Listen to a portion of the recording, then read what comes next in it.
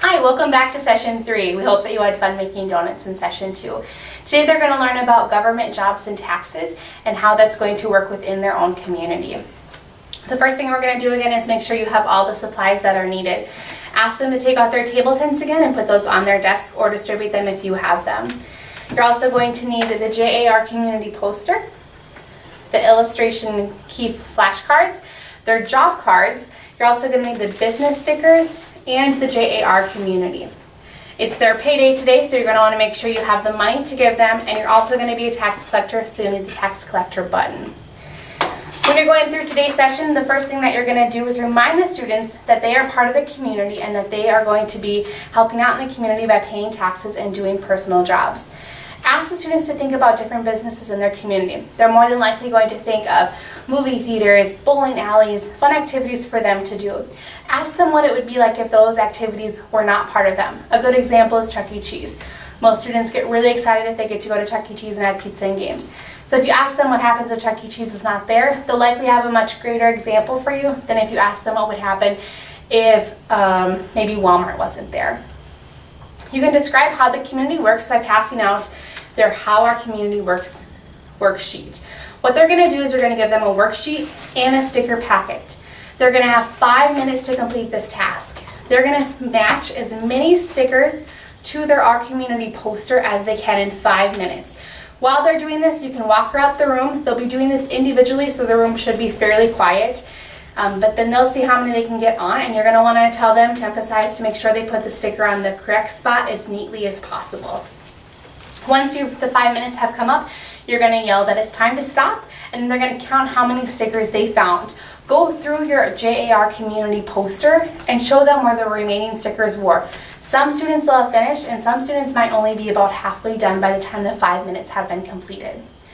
Once you finish that task, it's going to be time for them to take a community job. You're going to pull out the JAR community job cards. Make sure you pull out the firefighter and the police officer before you hand out these cards.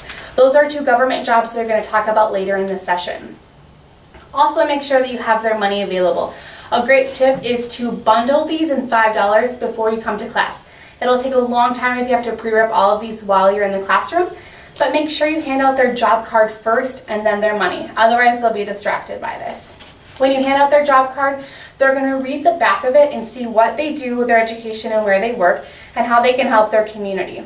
You can also give great ideas of things maybe you've done for your community and things that you're involved in to help them brainstorm as they're going through. Then you're going to have the students stop and ask them who has the donut card. There's going to be an incident that happened at the donut shop that someone came in and stole the donuts that they had made last night.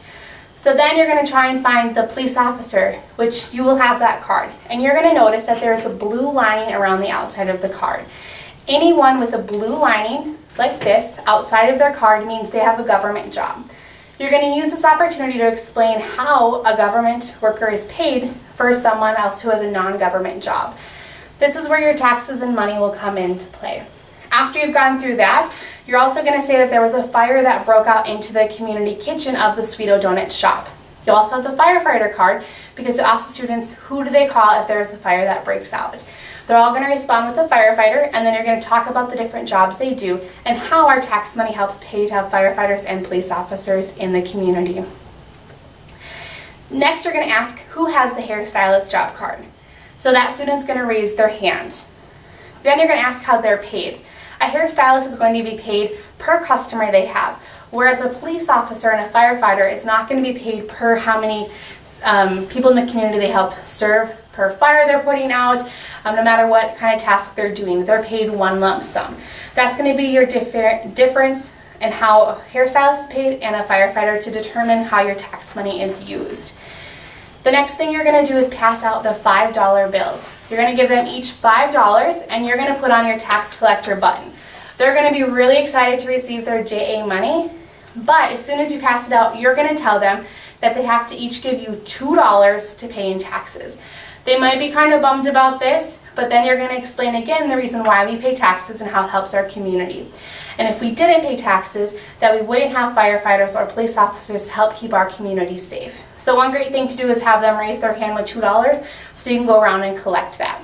They're probably going to ask if they can have it back, or one student's going to refuse to pay you, which is a great example to go into what happens if you don't pay your taxes. And then you can determine what happens if we don't have those public services for someone to have.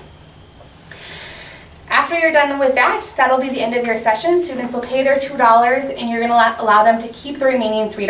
Ask them to put it in their desk or away wherever the teacher wants it so it's not a distraction for the rest of the day. Remind the students that you'll be back for session 4 and you're going to talk about voting and how you can secure what your community has. We hope that you enjoyed this session. Thanks!